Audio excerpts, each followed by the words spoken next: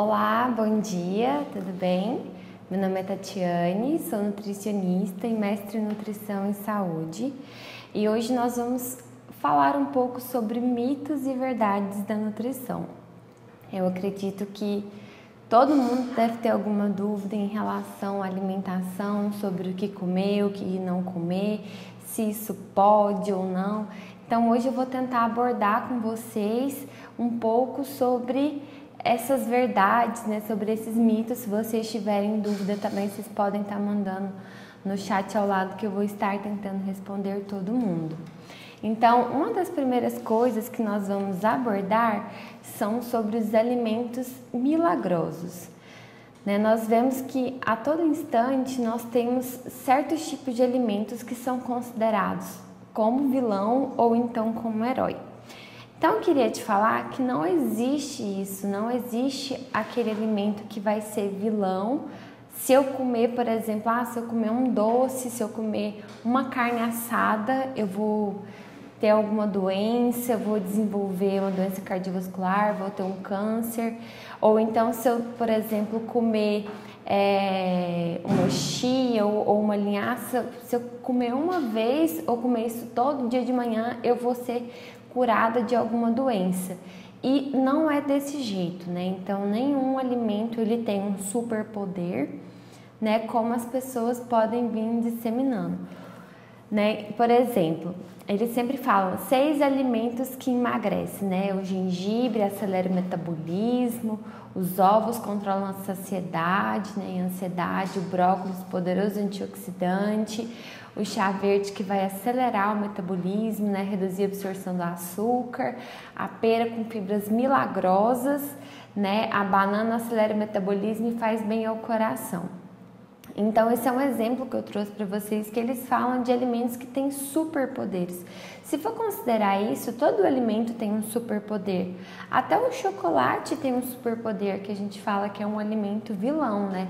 Mas não, por exemplo, se você está num dia muito estressada, né? Principalmente as mulheres, né? Quando estão na TPM, ela comer um chocolate, um tablete de chocolate, pode trazer uma sensação de saciedade, de alívio, né, de melhorar a ansiedade muito mais do que esses alimentos que estão citados como alimentos que emagrecem, né? Então a gente tem que tomar muito cuidado sobre essa atribuição, igual fibras milagrosas encontrada na pera. Essas mesmas fibras nós também encontramos na maçã, né? O mamão também tem fibra.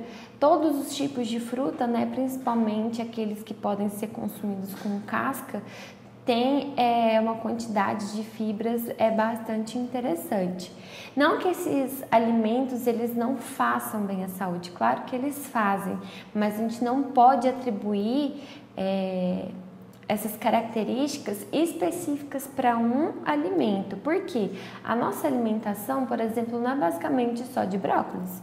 Ninguém come só brócolis o dia inteiro, né? Se for essa parte poderosa, antioxidante, ricos de fibra. A nossa alimentação vai além disso, né? Nossa alimentação é bastante variada, né? Ela tem diversos outros nutrientes e também nós temos fatores antinutricionais, né? Por exemplo, o consumir fontes de ferro, né? Juntamente com cálcio, onde nós encontramos ferro, por exemplo, na carne. E aí, se a gente consumir ferro, né, carne, junto com cálcio, por exemplo, que nós encontramos bastante em produtos como leites e derivados, nós temos um fator antinutricional. O que acontece? Não tem absorção 100% desses nutrientes. Outro alimento que o pessoal fala bastante, óleo de coco. Então eu trouxe esse alimento que o pessoal tem falado muito, porque o óleo de coco é o melhor óleo que existe na face da terra, tem que tomar óleo de coco com café, ou então fazer um ovo com óleo de coco. Alguns pontos, os resultados em relação ao óleo de coco, eles ainda não são conclusivos, né? Além disso, o óleo de coco ele tem um maior teor de ácidos graxos saturados, né? Cerca de 90% da sua composição. O que significa isso, né? Nós temos alguns tipos de gorduras, né? Umas que promovem mais a qualidade da saúde e outras não, como por exemplo a gordura saturada, que é uma gordura que é mais fácil de ser depositada nas nossas artérias, né, contribuindo para o aumento do colesterol, né, e para doenças cardiovasculares também. E esse óleo de coco, ele tem um ácido láurico que ele possui uma importante capacidade, né, de aumentar o LDL, que é o que o pessoal comenta que é o colesterol ruim. Então, tem que olhar bastante, né, avaliar muito o paladar desse paciente, porque o óleo de coco, né, ainda mais por essa supervalorização dele, ele é um óleo caro. Então, tem que avaliar qual que é o custo-benefício de estar utilizando esse óleo. Se você fala, olha, eu gosto do óleo de coco, eu prefiro, então assim, a gente tem que calcular uma dieta específica, né, para esse paciente, para estar incluindo o óleo de coco na dieta dele. E aqui, top 10 dos alimentos vilões, né? Que é os alimentos que não podem ser consumidos de jeito nenhum, né? Que nós temos o sal, os lácteos de vacas embutidos, o álcool, cafeína, adoçante, né? Farinha de trigo, gordura trans, refrigerante. Então, como eu havia falado antes, não tem essa de alimentos vilões, né?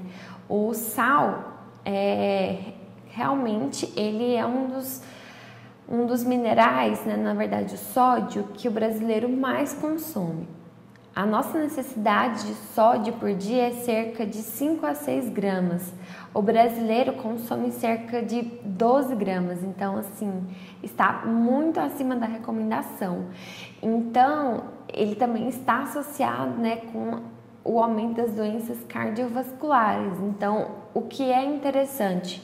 Fazer o seu consumo, né, de forma moderada, né? Em questão ao refrigerante, gordura trans, né, presentes nas bolachas recheadas, qualquer alimento que seja modificado, né, ultraprocessado, ele também é prejudicial à saúde, mas isso significa que você nunca vai comer? Não, né? Hoje nós vivemos numa sociedade, num vínculo social muito grande, em que às vezes não nos permite ficar sem comer todos os tipos de alimentos, né, a todo momento. E, por exemplo, o álcool, né? Acredito que a maioria da população gosta de tomar uma cerveja, até por questões de estresse, né? E as pessoas não precisam também exagerar. Nós temos a recomendação, né, de doses de álcool por dia, né, cerca de 30 gramas de álcool. Isso vai depender se vai ser cerveja, vinho ou uísque, né, ou outras bebidas. Não estou falando que pode beber, né, assim, a Nutri falou que pode beber à vontade. Não, eu estou falando que vocês podem ter o consumo moderado. Por exemplo, por que as pessoas falam que pode consumir o vinho, né, o vinho, no caso, sem ser o vinho branco, ele tem uma capacidade, né, uma quantidade de antioxidantes, né, que quando vai fazer o vinho utiliza a uva num todo. E os compostos antioxidantes, né, da uva estão presentes na casca. Então, por isso que o vinho tinto ele está associado, né, com a proteção de doenças cardiovasculares. Por quê? Por causa da sua capacidade fenólica, né, que a gente diz que ele tem compostos fenólicos que fazem bem à saúde. Mas esse consumo também é exagerado? Não, tudo, né, conforme a normalidade, né, assim como todos os alimentos. Por exemplo, também a cafeína. A cafeína, ela também possui vários benefícios para a saúde e assim, ela também é utilizada como um alimento que muitas pessoas se sentem mais dispersas, né, ou mais atentas, né, que dá mais energia. Então, eu não vejo ele também como um alimento vilão. Lógico que a cafeína é um alimento que pode ser viciante, né? Tem muitas pessoas que tomam muito café ao longo do dia. Mas, como eu falei, tudo é de acordo com a normalidade, tudo dentro das recomendações. Em relação aos lácteos de vaca, né, as pessoas falam muito que o leite é um alimento pró-inflamatório. Então, o leite, ele é um dos alimentos que mais possuem cálcio e é um dos alimentos que possuem o alto valor nutricional. Então, eu vou até abordar um pouco mais na frente, e em especial ao leite. Se vocês tiverem alguma dúvida, pode perguntar também. E eu vou também falar mais na frente sobre a farinha de trigo. Em relação aos embutidos, entra na mesma coisa do refrigerante, né? E das bolachas recheadas, que são alimentos ultraprocessados, né? Nós temos os alimentos in natura, que é o alimento natural, o alimento processado. Vamos dar um exemplo bem simples. Alimento in natura, o milho. Alimento ultraprocessado, milho em conserva, alimento processado, milho em conserva. E o alimento ultraprocessado, que é uma farinha de milho ou então aquelas pipoquinhas de milho, skins e etc. Então, são alimentos que não têm, né, vantagem nutricional, não tem um aporte nutricional. Então, é interessante a gente estar fazendo substituições mais saudáveis em relação a esses alimentos. Então, hoje acontece muito o que a gente chama de terrorismo nutricional, né? As pessoas demonizam os alimentos, né? Apoiam um discurso científico, né? Falam, não, isso é muito bom para a saúde, só que em sua maioria não é. E isso a gente chama também de nutricionismo, né? É um termo inventado por George, né? Que é um professor de política pública de alimento e nutrição da Universidade de Melbourne, na Austrália, que ele surgiu a partir da junção de nutrição e cientifismo, que é o excesso de ciência, mas não é uma ciência que é comprovada, que não é algo bem estabelecido na literatura. Então, quando a gente vai ver algo sobre algum alimento, né, a gente tem que realmente trabalhar, ver se isso tem baseamento científico.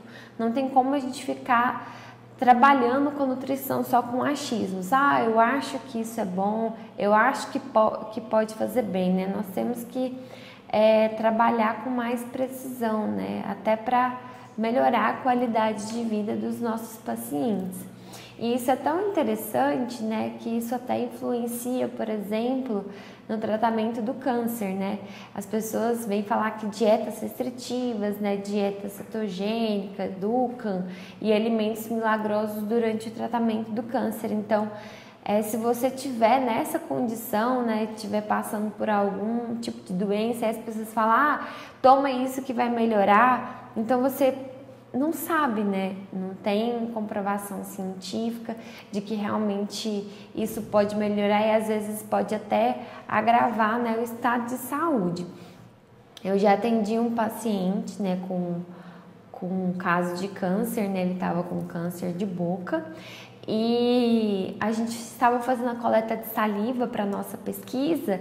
E aí a gente identificou que tinha umas folhinhas verdes, né? A saliva do paciente estava verde. E aí a gente foi investigar, né, o que tinha acontecido para a saliva daquele paciente estar verde, né? E aí ele nos relatou depois que ele tinha consumido hortelã em jejum, porque haviam falado para ele que ia curar o câncer, né? É claro que você melhorar a sua alimentação é o ideal, né? Aumentar o consumo de frutas, ter alimentos que sejam menos industrializados, né? Possuir um ritmo de vida mais saudável. Mas como eu falei, não vai ser um alimento em específico que vai levar à cura ou então ao desenvolvimento daquela doença. Então é um conjunto, né, de vários fatores. Então, o papel do nutricionista é ensinar as pessoas a comerem e não a parar de comer. Não falar assim, você nunca mais vai poder comer tal coisa, né? Claro que tem as suas especificidades, né, dependendo da doença do paciente, mas acredito que, falando de uma população saudável no geral, né, nós temos que ensinar as pessoas a comerem, a ter uma boa relação com os alimentos, até para não desenvolver distúrbios alimentares, né, que isso tem acontecido demais. As pessoas cada vez têm falado de fazer dieta, mas as pessoas não conseguem fazer dieta. Então, assim, a gente tem que ver que não é só a questão de falar o que pode e o que não pode comer, mas ter essa boa relação com os alimentos. Então, aqui é para mostrar para vocês, né, que a gente pode comer de tudo, mas desde que essa relação seja harmônica, né, desde que seja equilibrada. Outra coisa que as pessoas falam muito, água com limão em jejum. Né? Então, quais são as atribuições, né? Benefícios do limão? Ajuda a digestão, rica em vitamina C, elimina toxinas, alcalina, emagrece, contém cálcio, potássio, né? Purifica o sangue, elimina as espinhas e rejuvenesce a pele. Eu queria avisar vocês que a água com limão, né? Principalmente em jejum, ela é apenas uma água com limão. Ela não tem esse efeito todo protetor, né, que acontece. O que as pessoas acham? Eu posso me alimentar mal o dia inteiro, comer bastante gorduras, né, frituras, sai totalmente, né, de um plano alimentar saudável e aí no final, ou então, por exemplo, no outro dia eu vou fazer exame de sangue, aí eu vou tomar uma água com limão e aí vai estar tudo bem. Não é assim, gente, as coisas não acontecem desse jeito, né? Não tem esse efeito protetor, não é milagroso desse jeito. Realmente o limão, ele possui vitamina C, ele pode auxiliar na digestão, né? Ele tem as suas propriedades, mas isso vai acontecer também de acordo com outros fatores nutricionais e também de acordo com a nossa rotina, né? Se nós temos uma rotina saudável ou não. E aqui tem outros benefícios, né? Que fala que é detox, combate ao mau colesterol, né? Ajuda na cicatrização, balanceia o pH do sangue, ajuda na perda de peso. Então, tudo isso tem que ser ponderado. E aqui ainda fala que é uma água morna, né? Então, assim, eu penso que além disso ainda deve ser muito ruim você ter que tomar uma água morna com limão. Na verdade, é quase um chá. Mas assim, eu acho que se tem formas de você fazer uma reeducação alimentar, mudar os seus hábitos, né? Por que não fazer? Outras coisas também que as pessoas falam de sucos e dieta detox, né? Não existe suco detox, né? Vai falar, vai desintoxicar o nosso organismo. Então, assim, esses alimentos, né, isso não possui superpoderes. Ótimo, se você quiser fazer um suco, né, com vários, né, igual o pessoal faz com couve, com pepino, né, pode realmente contribuir, né, para uma melhora do seu sistema imunológico, né, da sua regulação intestinal, mas isso aliado com hábitos alimentares e rotinas saudáveis, né? Então não é só eu exagerar o dia inteiro e consumir, então, vou tomar um suco detox para aliviar. As coisas não funcionam desse jeito e os alimentos eles não possuem essa propriedade. Por quê? Quem que limpa ou desintoxica o nosso organismo a primeiro momento são os rins, né? Os rins, eles que fazem a filtração do sangue, então ele que faz a depuração de todo o nosso organismo. Então, o que a gente tem que focar? Se os nossos rins estão funcionando bem. E eles também que fazem o controle do pH, né? Não é como se diz o alimento que vai, né, fazer isso. O alimento a couve chegou lá e já vai controlar o pH. Não é desse jeito. Outro órgão que está associado com o controle do pH também são os pulmões, né, por causa da liberação do gás carbônico. Então, nós temos que cuidar do nosso organismo, né? Ele que é o principal responsável para estar realizando essas atividades. Outro mito também é carboidrato à noite. Então, vocês acham que o carboidrato à noite pode, tipo depois das 7 horas? Se eu quiser jantar um arroz e feijão 9 horas da noite, tem problema? Eu vou ganhar peso? Eu queria falar para vocês que não. Então, não há comprovação científica de que o consumo de carboidratos à noite leva ao aumento da gordura corporal, né, e consequentemente o ganho de peso. O que leva ao ganho de peso é o consumo de calorias ao longo do dia e não apenas em um momento. Tanto que nós nutricionistas, nós falamos que não existe dia do lixo.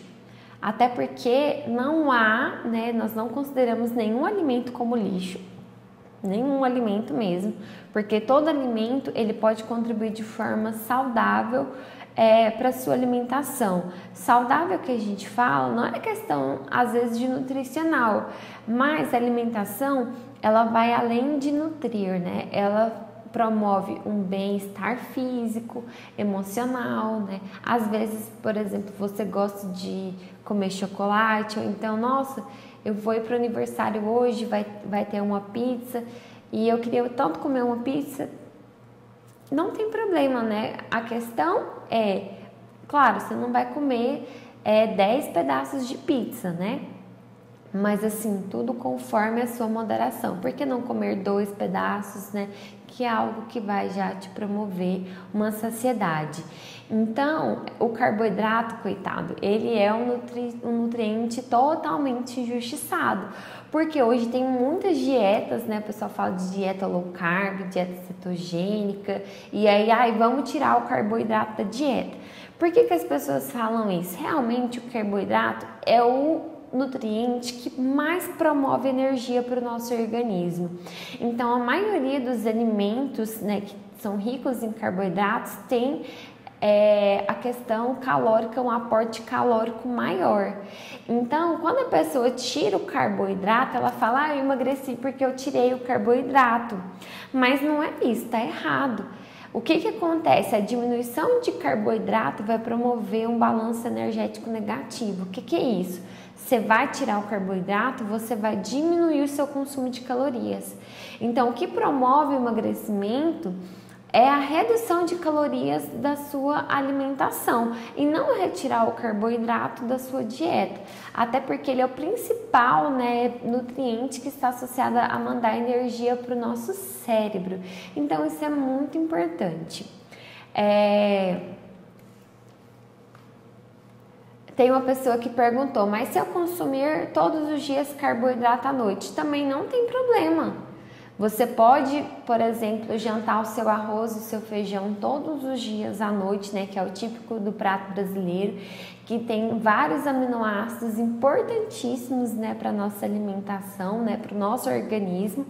A questão é a quantidade que você está comendo. E, por exemplo, como que foi a sua alimentação ao longo do dia?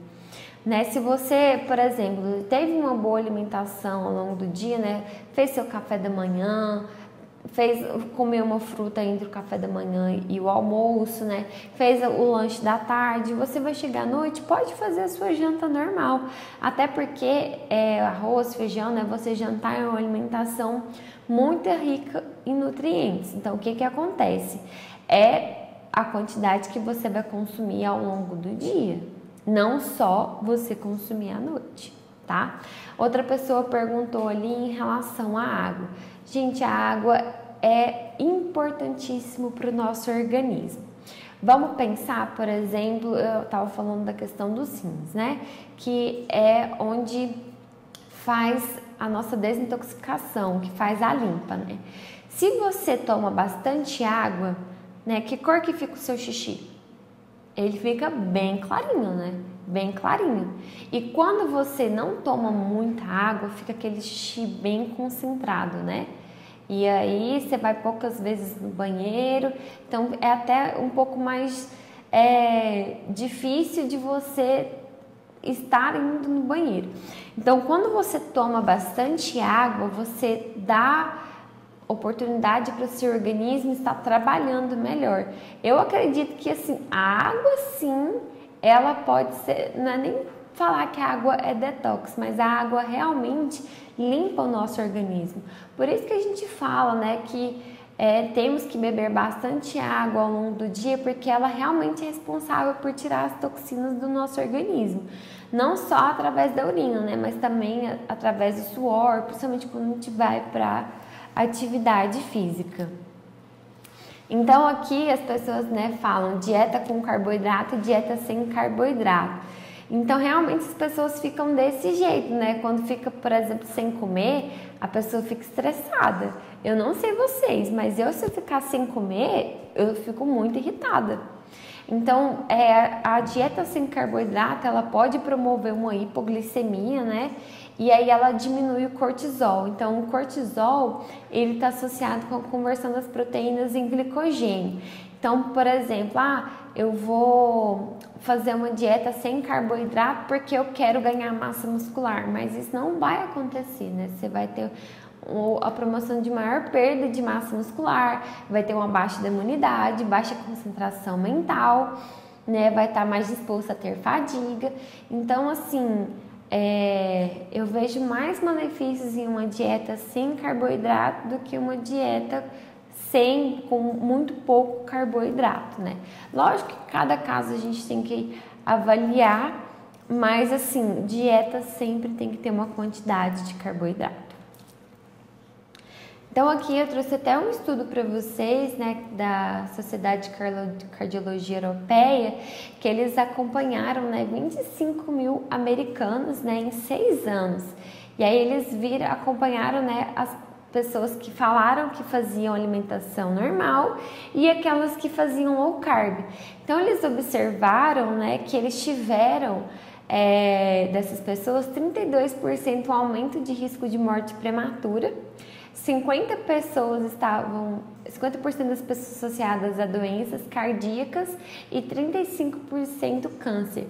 Então, assim, quando a gente fala de estudo, né, esse estudo foi um estudo de acompanhamento, como se diz, longitudinal, em que dá para avaliar a causa de risco, né, as coisas que estão associadas. Então, de acordo com esse estudo, né, uma dieta low carb está mais associada com o risco de morte e também de doenças. Então, mais um fator para a gente não tirar o nosso carboidrato da dieta. Outro mito e verdade: pão integral e pão francês. Outro alimento também que é super, né, endemonizado, super terrorizado, é o coitado do pão francês. Então, qual que é a diferença, né, entre esses dois tipos de pão? Então, o pão integral, em relação ao pão francês, ele quase que não tem muita diferença. Olha, vamos olhar aqui. O pão integral, ele é menos calórico, né? Uma quantidade considerável de calorias, cerca de 47 calorias. Ele possui um pouco menos de carboidrato, né? Cerca de 10 gramas de carboidrato, mas é bastante similar, gordura, proteínas. Mas qual que é o diferencial do pão integral? Ele é um alimento que ele possui mais fibras, né? Ele possui mais nutrientes, por exemplo, cálcio, né? Ferro, magnésio, zinco. Então, o que é interessante, qual que é a vantagem do pão integral? É a questão, né, dos nutrientes, né, dos micronutrientes que ele tem. Mas se for em composição a calorias, né, e carboidrato, ele é bastante semelhante. E por que as pessoas consomem o pão integral? Né, como eu havia falado, por causa da fibra. As fibras, elas aumentam a saciedade, né? Então, assim, se você come um pão integral, você fica, né, mais cheio por mais tempo. Agora o pão francês não, você come e ele já vai ser assim metabolizado mais rapidamente. E ele o pão integral, ele tá mais associado com melhora do perfil glicídico, né, para quem tem diabetes, e também do colesterol, porque as fibras elas funcionam como uma vassourinha, né, no nosso organismo. Mas a questão, não posso comer pão integral ou pão francês? Claro que pode, né? Não tem nenhum problema. O pão francês é um alimento muito bom. Então, assim, tem que ver, né, de acordo com a individualidade do paciente, se ele tem alguma patologia, para poder fazer a elaboração do plano alimentar. Aí aqui outra coisa que eu trouxe para vocês é em relação à tapioca também. Porque hoje as pessoas, né, todo mundo é fitness, vamos comer tapioca, não vamos comer pão francês, vamos comer tapioca. Então, olha só a questão de calorias para vocês verem, né, essa aqui é outra tabela, em relação à tapioca. A tapioca possui mais calorias em relação ao pão de forma branco e pão de forma integral. Então, assim, tem baixa quantidade de fibra, né? Tem mais carboidrato. Então, assim, tudo isso a gente tem que levar em consideração a fazer a elaboração de um plano alimentar. Então, assim, por exemplo, o paciente diabético não é indicado já comer tapioca, porque é um alimento, né? Além de ter várias quantidades, altas quantidades de carboidrato, é um alimento que tem alto índice glicêmico, ou seja, ele contribui para aumentar a glicemia do nosso organismo. Tá, mas eu gosto de tapioca, eu quero consumir, qual que é a estratégia que eu posso fazer? A dica que eu dou para vocês é fazer o consumo, vai fazer uma tapioca, coloca uma colher de sopa de chia, né? A chia é um tipo de fibra que também está associado com a redução, né, do perfil, da melhora, né, do perfil glicídico e do perfil do colesterol, e vai estar dando uma segurada nessa carga glicêmica. Então vamos lá aqui. Muito obrigada, viu? Reni Calves, muito obrigada pela participação.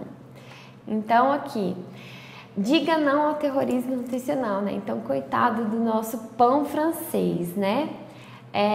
Aqui fala, o abacate fala, você engorda, você não tem fibra. E aí a maçã fala, você não tem glúten. E aí o povo fala, né? Irmão, para que isso? Somos todos alimentos. Então, vai depender muito da individualidade do paciente, do objetivo, da rotina alimentar, daquilo que ele gosta, que ele não gosta. Então, a gente não pode chegar e já excluir totalmente esse alimento da alimentação. Vamos ver aqui em relação ao glúten e a lactose. A Rosa que está perguntando, a redução de carboidrato afeta as condições de cardio? Como assim, Rosa, em relação ao que você gostaria de saber? Afeta as condições de cardio. Se foi em relação ao estudo, esse estudo fez um acompanhamento, né, de pessoas que consumiam baixo carboidrato. Então, eles não acompanharam, eles não descreveram quais eram as causas dessas associações. É isso que você está perguntando? Bom, retornando aqui ao glúten. Vocês sabem o que é o glúten? Acho que todo mundo já ouviu falar, né, sobre o glúten.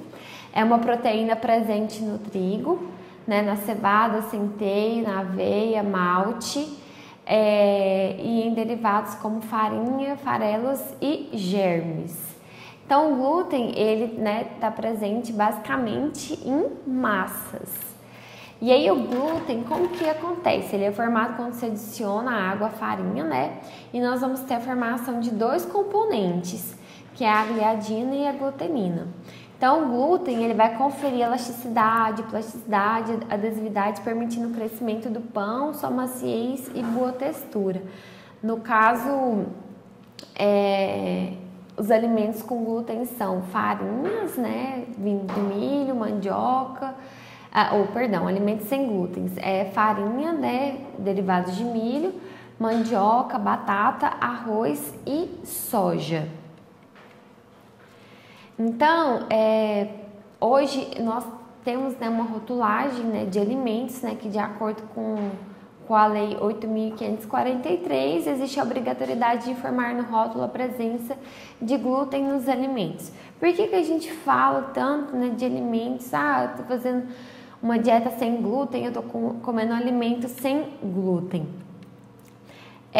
No caso, as pessoas falam, né, da doença celíaca, porque são pessoas que têm sensibilidade ao glúten, né? É caracterizada principalmente por vômitos, diarreia, distensão abdominal e dificuldade na absorção dos nutrientes pelo organismo. É uma doença que não tem cura. E essas pessoas que têm essa doença devem evitar os alimentos que contenham glúten. Então, essas pessoas têm que procurar indicação de um nutricionista. Então, hoje a gente fala que se a pessoa não tem doença celíaca, não tem necessidade de seguir uma dieta sem glúten, né? O que acontece? As pessoas falam, mas teve até uma moça que falou, mas eu consumo glúten Ou então lactose e eu sinto uma diferença, eu sinto que eu fico um pouco mais inchada. Não que a pessoa necessariamente tenha a doença, ela pode ter uma sensibilidade e aí realmente tem que ser avaliado essa questão. Mas, no mais, as pessoas, se não tiver não tiver doença celíaca ou então da lactose, que a gente vai falar daqui a pouco, não há indicação de fazer uma dieta sem glúten ou de consumir alimentos que estejam sem glúten, né? Então, por exemplo, a lactose, ela é um tipo de carboidrato, né? Açúcar presente no leite e derivados. Então, hoje também tem muitos alimentos, né, que estão sem a lactose. Então, o que seria essa intolerância à lactose, né? É a incapacidade que o corpo tem de digerir a lactose, né? Também conhecida como deficiência da lactase, que é uma enzima, né, que vai metabolizar a lactose. Então, quais são os sinais e sintomas desses tipos de paciente? Ele tem desconforto e dor abdominal, né, cólica, inchaço, diarreia, flatulência, fezes amolecidas, né, náuseas que podem ou não ser acompanhadas por vômitos. Então, o que acontece? A lactase, ela é uma enzima que ela é muito presente na nossa fase inicial, né, quando a gente é bebê, que a gente recebe a amamentação da mãe. E aí, ao longo dos anos, essa lactase, ela vai diminuindo, né? Que aí acontece de ter essa sensibilidade ou então essa ineficiência da lactase. Então, por isso tem muitas pessoas que chegam 40, 50 anos, elas até desenvolvem uma intolerância, né, em relação à lactase e aí apresenta esses sintomas. Então, tudo isso tem que ser avaliado. E em relação à lactose também, ela pode ter um tratamento através dos sintomas. Realmente tem pacientes que se sentem com desconforto, dor abdominal, com gases, quando as pessoas consomem esse tipo de alimento.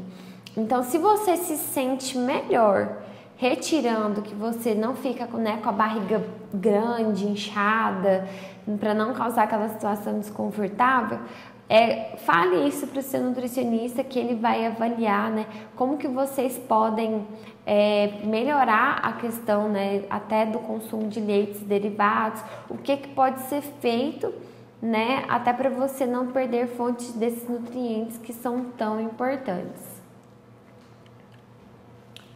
Então, aqui só para falar para vocês, nós temos uma diferencinha também entre intolerância e alergia, né?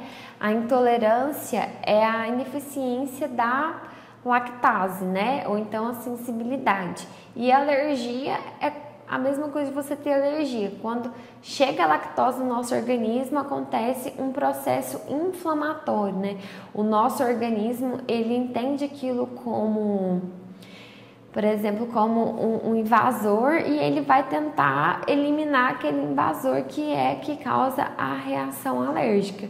Então, em ambos casos, né, evitar essas fontes de alimentos e também identificar, por exemplo, no caso da intolerância, qual que é a fase que tá, né? Porque às vezes tem pessoa que é intolerante, mas ela aceita, tolera, né, um pedacinho de queijo, algumas quantidades mínimas, né? Então, vai depender muito do que essa pessoa é diagnosticada. Outra coisa, suco de beterraba acaba com anemia. Eu falo isso até porque a minha avó, né, considera isso é um mito, assim, que vem dos mais velhos, né? Então, assim, só para esclarecer, uma xícara de beterraba ralada, ela tem 0,8 miligramas de ferro não M. Esse ferro não M, ele precisa sofrer uma ativação no nosso organismo para ele ser aproveitado. Ou seja, então já é uma quantidade pouca e essa quantidade tem que ser ainda ativada para poder ser aproveitada. Em contrapartida, um bife pequeno tem 7,5 miligramas de ferro e um bife de fígado tem 8,5 miligramas de ferro. E esse ferro presente nesses alimentos de origem animal é aproveitado com mais facilidade, né, pelo organismo. Então, o suco de beterraba para curar a anemia é um mito. né? E outra coisa que vocês podem estar utilizando é o suco de beterraba, tem sido muito utilizado para pessoas que fazem atividade física, né? Para dar mais disposição, né? Para melhorar a questão da circulação. Outro deles é o ovo. Aumenta o colesterol? O que vocês acham? Né? O ovo também ele já foi um super vilão, né? Na verdade, as pessoas falam, tem dia que o ovo é ruim, outro dia o ovo é bom, então eu nunca sei o que acreditar. Então, recentemente, né, o ovo, na verdade, ele foi muito considerado vilão, e a gema do ovo tem 213 miligramas de colesterol. E eles já constataram, né, que há uma relação inversa entre o consumo de ovo e o aumento do colesterol. O ovo ele está relacionado com a melhora da capacidade cognitiva, da memória e formação de novos neurônios.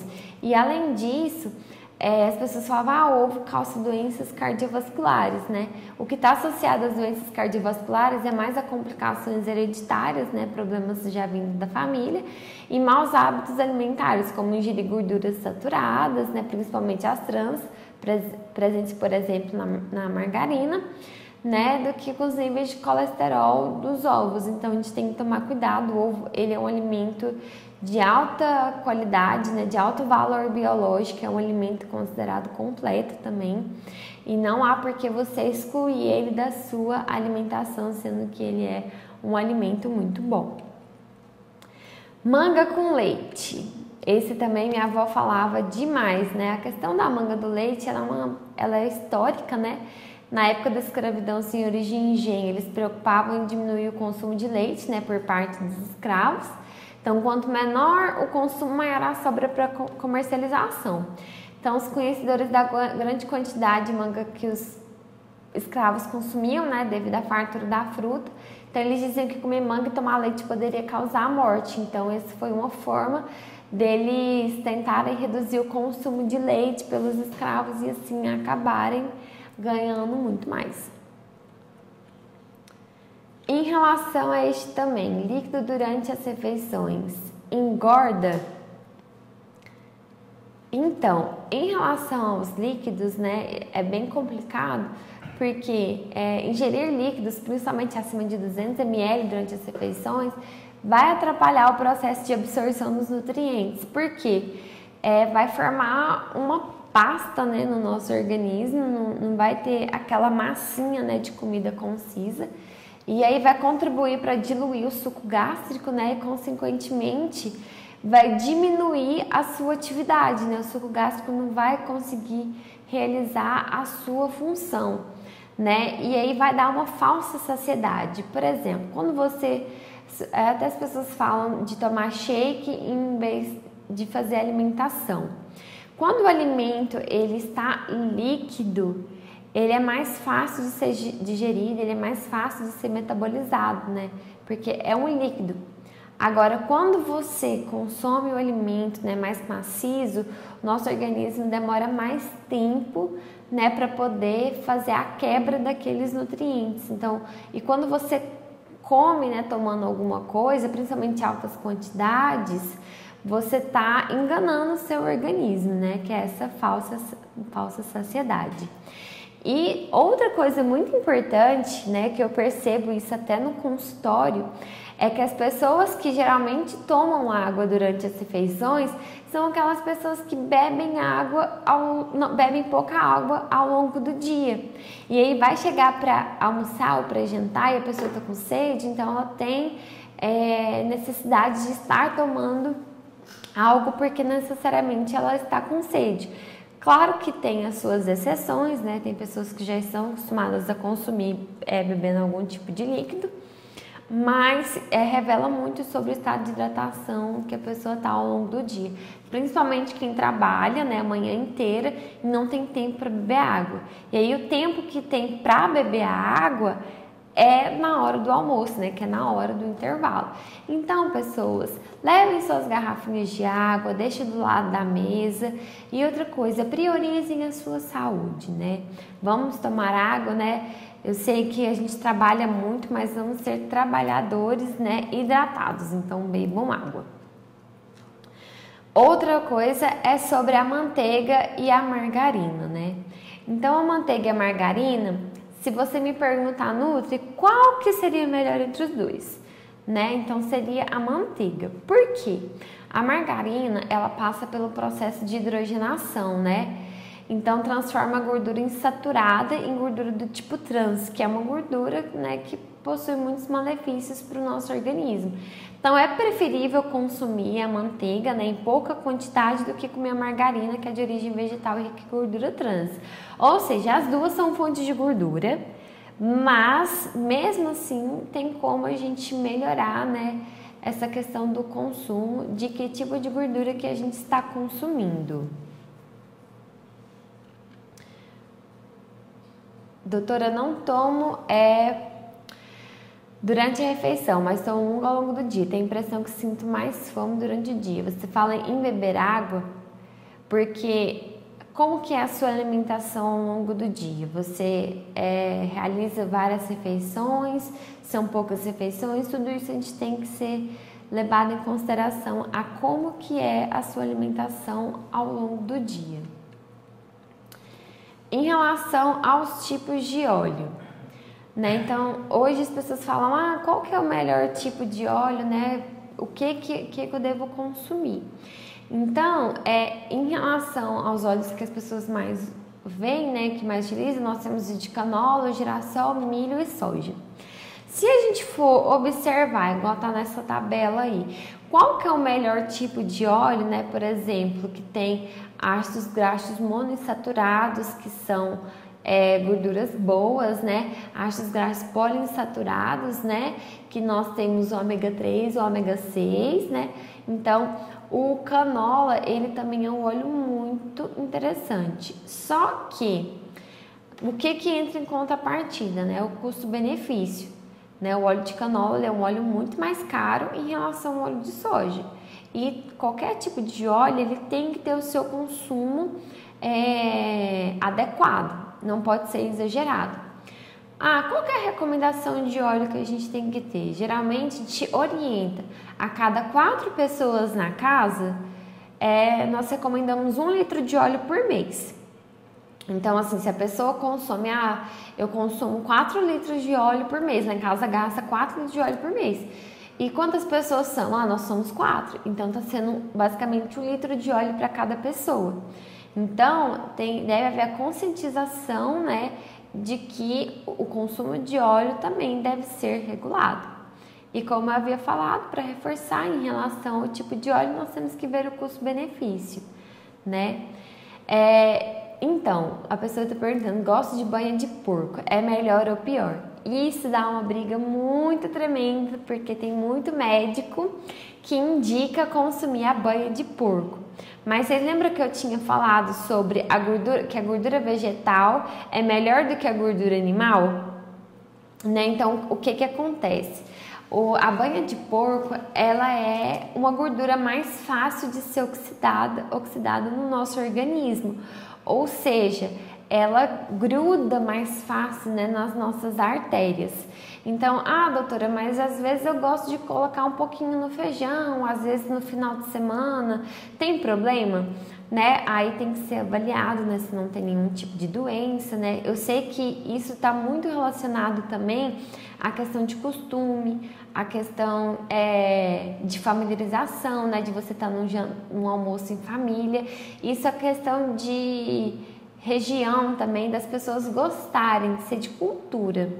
Então, assim, também tem que ser moderado. Mas se você me perguntar qual que você prefere, qual que é melhor para utilizar, o óleo ou a gordura de porco? Eu indicaria o óleo conforme eu orientei. 1 litro de óleo a cada 4 pessoas. Usar o mínimo possível, né, que puder. Entenderam as pessoas que me perguntaram?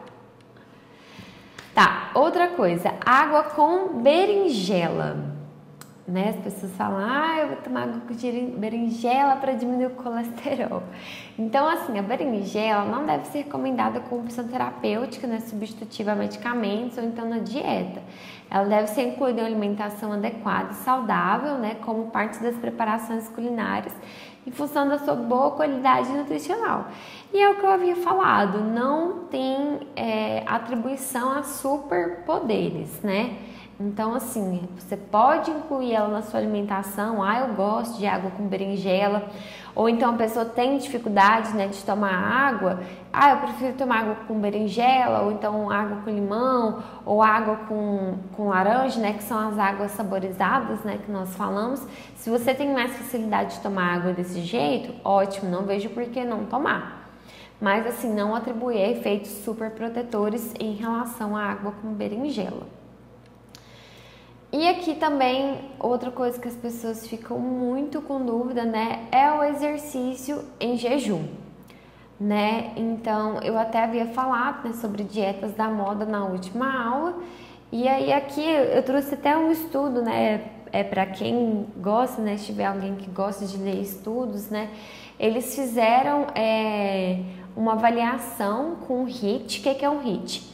É um treino de alta intensidade e baixo volume, né? E aí as pessoas treinaram alimentadas, né, e não alimentadas, para ver se reduzia o peso ou não. E aí o que eles descobriram?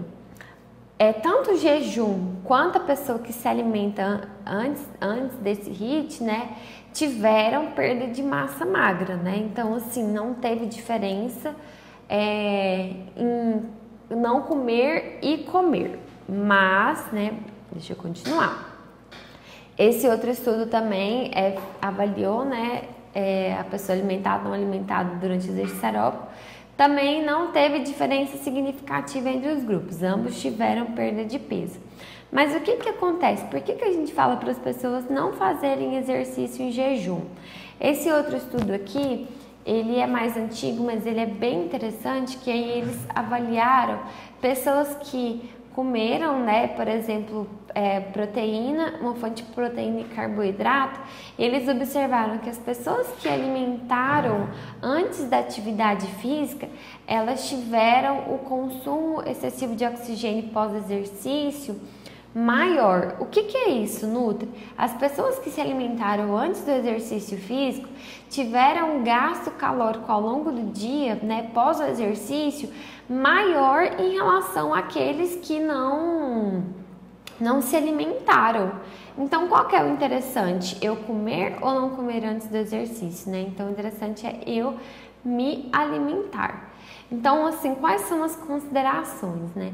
Se o exercício for feito em jejum, ele deverá ser executado com baixa intensidade e não pode ser prolongado, porque senão ele vai promover hipoglicemia, né? Vai dar uma fadiga. Então, o exercício praticado nessas condições, o gasto energético não vai ser tão alto, porque você está com uma privação, né, de energia, de nutriente, então seu organismo vai entender, opa, eu tô sem estoque, não vai ter como eu funcionar direito, então vou usar o meu mínimo. Mas aí quando você pratica o exercício alimentado, a sua capacidade de treinar é maior e você vai treinar com mais intensidade e por mais tempo e consequentemente vai ter um maior gasto energético, que é o que eu tinha falado desse último estudo. Doutora, eu costumo ao término da alimentação, após alguns me sentir um desconforto muito grande, como por exemplo, abdômen estendido, dor e flatulência.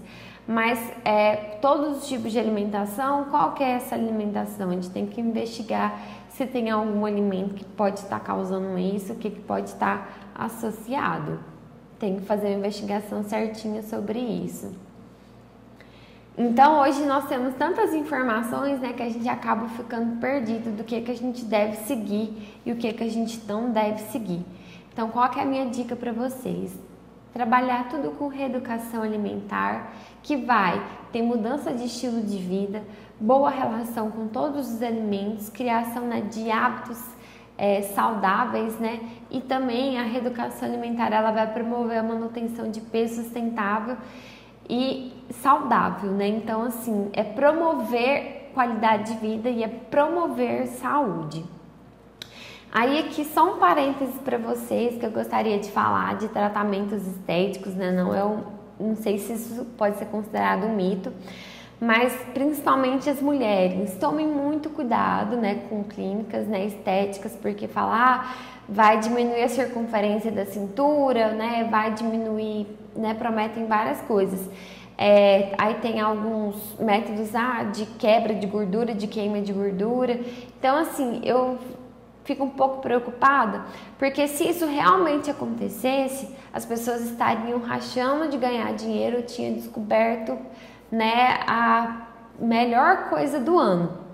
Então, assim, como o próprio nome fala, são tratamentos estéticos, não são tratamentos para perda de peso, não são tratamentos para reduzir a gordura corporal. Por exemplo, até aqueles géis que as pessoas passam, passa esse gel na barriga que vai diminuir a gordura corporal.